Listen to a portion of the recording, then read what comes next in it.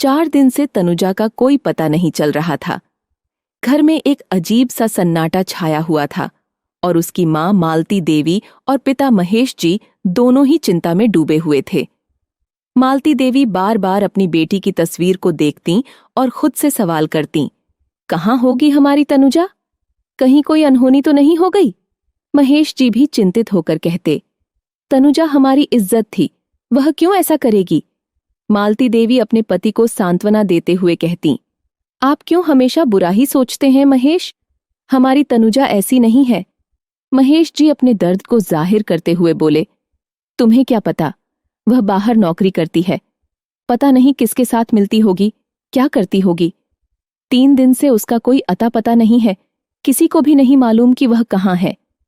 इतना कहकर महेश जी की आंखों से आंसू बहने लगे। अपने पति को इस तरह टूटते देख मालती देवी भी रो पड़ीं। तभी दरवाजे पर खटखटाने की आवाज आई।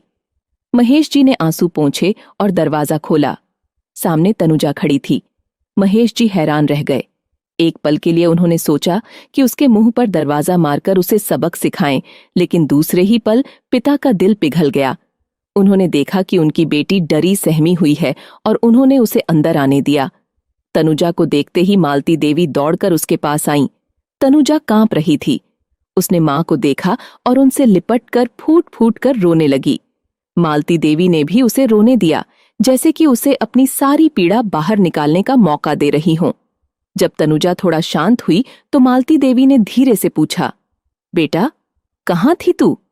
तनुजा ने कांपती आवाज में कहा, मां, मैं आपको बताकर ही ऑफिस के काम से दिल्ली गई थी, 2 दिन के लिए।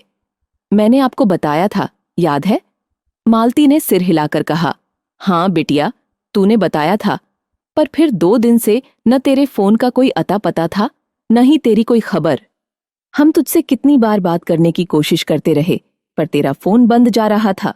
तनुजा ने बताया, मां, ऑफिस का काम पूरा करके जब मैं होटल वापस जा रही थी तो वहां की टीम के कुछ लोग मिले। उन्होंने कहा कि मैडम, आज रात हमारी प्रोजेक्ट की सफलता के लिए एक पार्टी है, आपको आना होगा।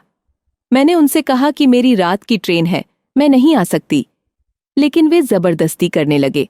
मैंने हाँ कह दी और रूम में चली गई। लेकिन मां, मुझे वहां कुछ गड़बड़ लग रही थी। वे लोग हमारी टीम के नहीं थे। मुझे शक हुआ, इसलिए मैंने जल्दी से बैग पैक किया और निकलने का प्लान बनाया। जैसे ही मैं होटल से बाहर निकलने लगी, मैंने देखा कि वे लोग बाहर खड़े थे। उनकी बातें सुनी। वे कह रहे थे कि लड़की पर भरोसा नहीं, भाग भी सकती है, इसलिए स्टेशन पर 2 लोग खड़े रहें और मैं यहां देखता हूं। मालती देवी की आंखों में आंसू आ गए। उन्होंने तनुजा को कसकर पकड़ लिया, लेकिन तनुजा ने अपनी कहानी जारी रखी। मां, मैं बहुत डर गई थी। लगा कि मेरे साथ कुछ बहुत गलत होने वाला है, लेकिन फिर मैंने अपने लिए, अपने चरित्र के लिए, अपने अस्तित्व के लिए डर को छोड़कर साहस से काम लिया। मैं वहां से चुपचाप भाग निकली, लेकिन उन्होंने मुझे देख लिया। मैंने स्टेशन की बजाय बस अड्डे का रुख किया और वहां से भोपाल की बजाय आगरा चली गई। मां, वे लोग मेरे पीछे लगे रहे, लेकिन मैंने हार नहीं मानी। आखिरकार मैंने पुलिस की मदद ली, उन्हें गिरफ्तार कराया और फिर घर आई हूं। मां, मैंने आपकी और पापा की इज्जत को धूल में मिलने नहीं दिया। मैंने अपने अस्तित्व को बनाए रखा। महेश जी और मालती देवी की आंखों में गर्व के आंसू थे। महेश जी ने अपनी बेटी को गले लगाते हुए कहा, शाबाश मेरी बेटी, आज मुझे तुम पर गर्व है। तुमने न सिर्फ अपने बल्कि हमारे सम्मान की भी रक्षा की है। मालती देवी ने भी तनुजा को गले से लगा लिया और तीनों एक दूसरे में समा गए। यह कहानी एक लड़की के साहस और आत्मविश्वास की मिसाल है, जिसने विपरीत परिस्थितियों में भी अपने अस्तित्व और सम्मान की रक्षा की।